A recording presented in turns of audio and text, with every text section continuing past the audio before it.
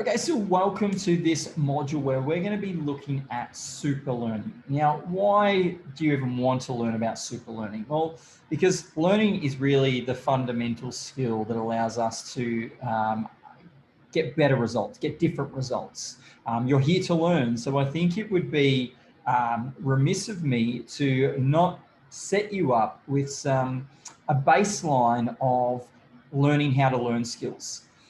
Because I think a lot of the education system that many of us have gone through never actually sat down and taught us the science of learning, and how to learn anything and how to kind of super learn. And there's been a lot of research in neuroscience and I guess psychology and studies to show what works in helping the majority of people learn faster and retain more information. And so I've really spent a lot of the last probably 10 years, 11 years researching this, because I mean, learning how to learn is really a superpower. It is a superpower because if there's something new you want to do, you want to learn how to do it. And so the person that is able to learn the fastest, learn the best, be able to apply what they've just learned is typically the person that gets the results faster.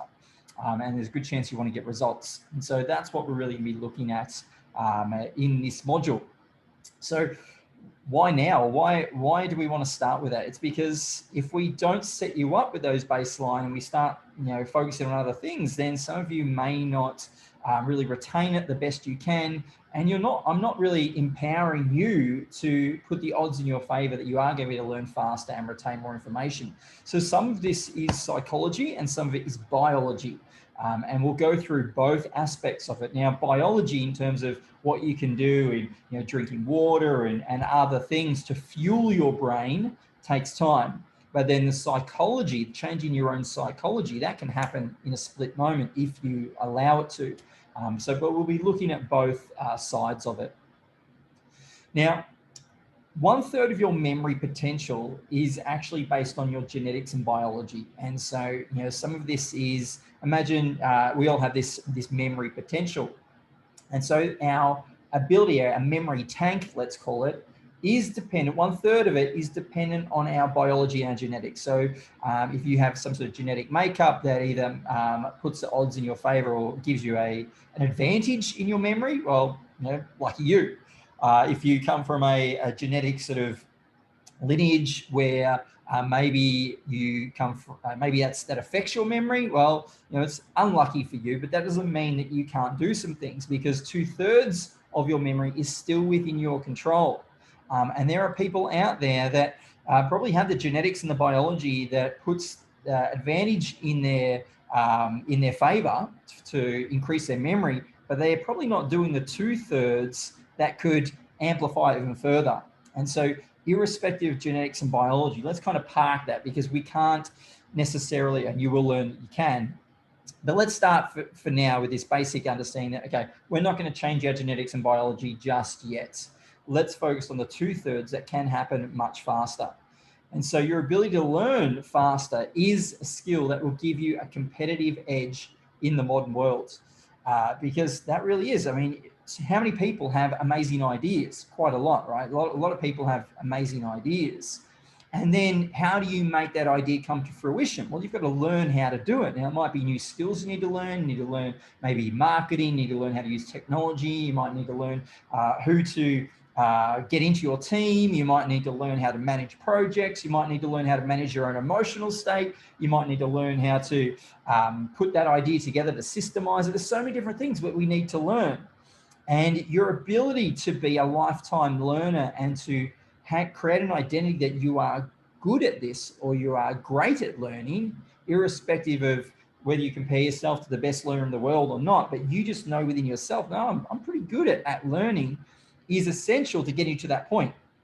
We want to clear out those dysfunctional stories and experiences and things that we tell ourselves about. I'm not very good at learning, or I get this problem, or I have that problem, or I can't concentrate well, or I've got ADHD, or I've got those sorts of things. Whilst some of those ways of thinking might have been true at some point in time, at a certain point we need to get to a realization that, okay, are those things still working for me? Does it work for me to keep telling myself those limiting things, those dysfunctional things, especially when I say dysfunctional.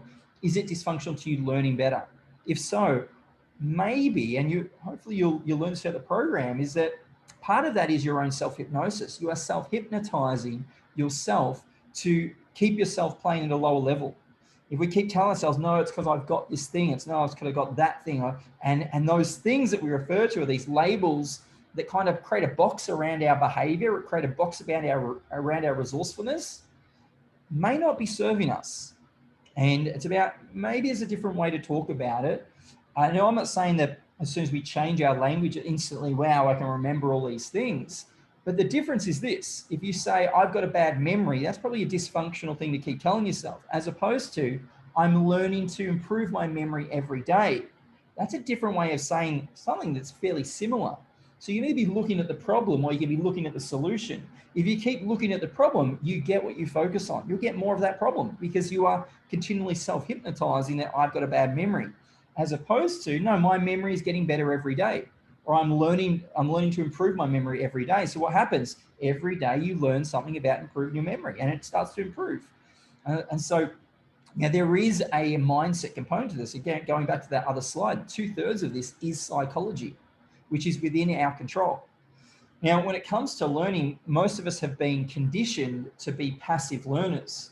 The industrial age education, which most of us have already been through, aside from maybe if you've come through maybe the Montessori and some of those more progressive styles of education, but most people have gone through the typical, you go to a classroom, you sit down, and you listen to the teacher speak, and occasionally you put your hand up, or you might get called upon to answer something, but most of it is very passive, sitting now, learning, maybe writing some notes. And so we've been conditioned to be passive consumers. But your brain actually learns better when it's creating, when it's taking the knowledge and it's applying it. So despite this being an online course, I encourage you to hold yourself to the standard of being active as possible. Now, at the end of each module, what we're going to do is set some tasks and encourage you to apply what you've just learned. Because learning is not a spectator sport. It's not a spectator sport. So you want to get involved, especially if you are really invested. If you really want to learn these skills that's going to improve your life, improve other people's lives. And I can tell you, these skills are powerful skills. These are the superpower skills of life. This will help you really take command of your own mindset and then show you how to help other people command their own mindset, which means you can work with your clients much faster, much more effectively. You'll be able to improve relationships. You'll be more influential, more persuasive. And so you'll be able to communicate more and really understand the deeper impacts of communication, both verbally and non-verbally, but then the energetic influence that you can have as well. And so if you like all of those ideas and you really do want to be the best human you could possibly be, which means that you be the best at whatever you want to do, whatever sort of impact you want to make, whether it be the best expert, the best therapist, the best mother, the best father, the best whatever you want to do, whatever identities you want to be, it helps you level up in those areas. So you want to get involved, you want to get into action, you want to create conversations. So have conversations, talk about the things that you're learning, create new ideas from it. Think about how can you apply it to specific areas of your life. Start to create new behaviors and go, okay, I need to apply this. Tomorrow I'm going to apply this. Maybe today, how do I apply this right now? How do I start to change my behavior? And how do I start creating new habits? Because learning is not a spectator sport. That's just collecting knowledge. Now you can be like one of those, we'll call them nerds that know a lot of information, but are awkward and weird and don't really understand how to apply it. Or you can be one of these people that knows the information, but also applies it.